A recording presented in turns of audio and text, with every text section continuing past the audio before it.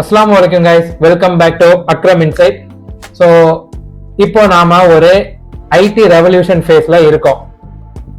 ஆனா ரியலா எவ்வளவு பேருக்கு தெரியும் ஐடில நடக்கிற ஒரு சில சேஞ்சஸை பத்தி? உண்மையாவே ஜாப் செக்யூரிட்டி எப்படி இருக்கு? ஏஐ இம்பாக்ட் ரொம்ப அஃபெக்ட் பண்ணுதா, இல்ல ஒர்க் லைஃப் பேலன்ஸை பத்தி அவங்க பேசுற மித் எல்லாம் உண்மையா?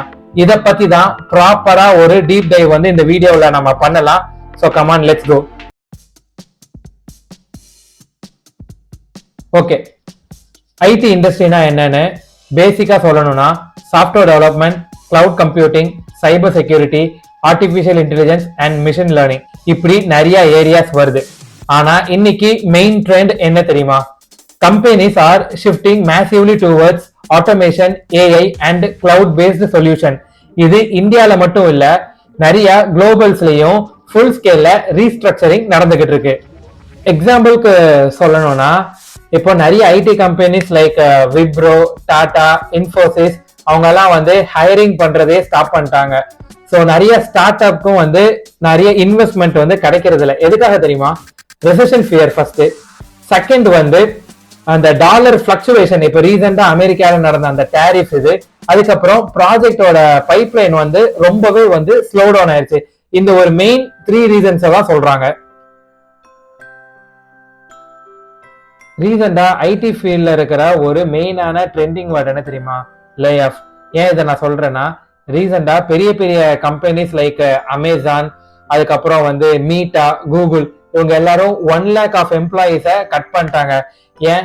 ஏஐனா அவ்வளோ ஆள் இருக்க மாட்டாங்கன்னு ஒரு பயம் இருக்குல்ல. இதுக்கு ஸ்ட்ரெயிட்டா ஒரு ஆன்சர் சொல்லவா? Yes and no. எஸ். ஏன் எஸ்னா, repetitive jobs like manual testing, அதுக்கப்புறம் சப்போர்ட் டிக்கெட்ஸ், டேட்டா என்ட்ரி, இவங்களுக்கெல்லாம் ரீப்ளேஸ் ஆகும். எதுக்கு நோ சொன்னா, creative thinking, system design, client communication, இந்த ஸ்கில் ஏஐ ஆல ரீப்ளேஸ் பண்ண முடியாது. So key is upskill and adapt. ஐடியோட ஃபியூச்சர் நம்ம பார்த்தோம்னா, இப்ப ட்ரெண்ட்ல இருக்கிறது cloud computing, DevOps, cyber security, அப்புறம் ஏஐயும் மிஷின் லேர்னிங்கும். இப்போ கிளவுட் கம்ப்யூட்டிங் எடுத்துட்டா 3 இருக்கு. AWS, மைக்ரோசாஃப்ட் அஸ்யூர், அப்புறம் GCP. இது கிளவுட் கம்ப்யூட்டிங்க்கு கீழே வரும். நெக்ஸ்ட் நம்ம டெவாப்ஸ் எடுத்துட்டா நிறைய இருக்கு. இதுல முக்கியமானது இந்த டெராஃபார்ம், டாக்கர், அப்புறம் குபர்னெட்ஸ். லாஸ்டா ஏஐல இந்த டேட்டா சயின்ஸும் ப்ராம்ப்ட் இன்ஜினியரிங் ரொம்பவே முக்கியம். நான் ப்ரீவியஸா சொன்ன இந்த 3 டொமைன்ஸ் தான் ஃபுல் ஸ்பீட்ல ரொம்பவே க்ரோத் ஆகுது. ஸோ ஃப்ரெஷருக்கு ஒரு அட்வைஸ், ஜஸ்ட் டிகிரி மட்டும் போதாது, கண்டிப்பா உங்களுக்கு ஒரு போர்ட்ஃபோலியோ வேணும். அதே மாதிரி GitHub ப்ராஜெக்ட்ஸ் வேணும். லாஸ்டா இன்டர்ன்ஷிப்ஸ் கண்டிப்பா வேணும். எப்படி ஐடில இந்த லே ஆஃப் ஒரு ட்ரெண்டிங்கான வேர்டோ, அதே மாதிரி இன்னொரு ஒரு ட்ரெண்டிங்கான வேர்டு என்ன தெரியுமா? மென்டல் ஹெல்த்தும் ஒர்க் லைஃப் கல்ச்சரும். ஸோ நான் எப்படி இதை சொல்லுவேன்னா, இப்போ நம்ம ஒரு கம்பெனில ஜாயின் பண்ணும்போது சேலரி அவசியம்தான். இப்போ நம்ம ஒரு 10 lakhs per annum நம்ம ஒரு சேலரி வாங்குறோம் வச்சுக்கோங்களேன். Salary wise it was good. But ஒரு மென்டல் ஹெல்த், அந்த ஒர்க் லைஃப் பேலன்ஸ் அந்த கம்பெனில சுத்தமா இல்லைன்னா நம்ம அந்த சேலரி வாங்கி நம்மளுக்கு வேஸ்ட்.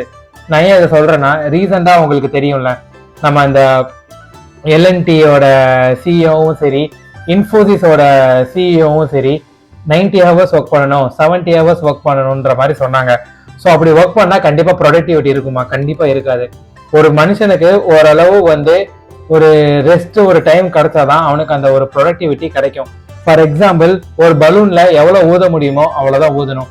ஓவரா ஊதுனா அது வெடிச்சிரும்ல, அந்த மாதிரிதான்.